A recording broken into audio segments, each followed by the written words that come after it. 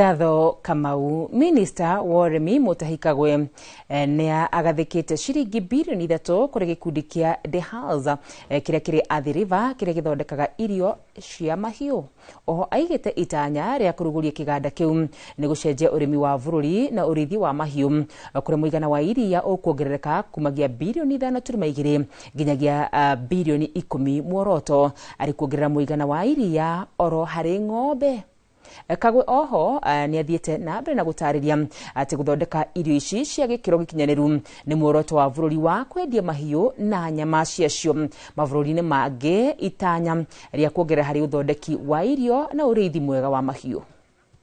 Commissioning of this factory is not just about commissioning a factory, it's about the transformation of our livestock sector and our livestock economy here in our country. Kenya has set a few ambitions that will feed into your own ambition.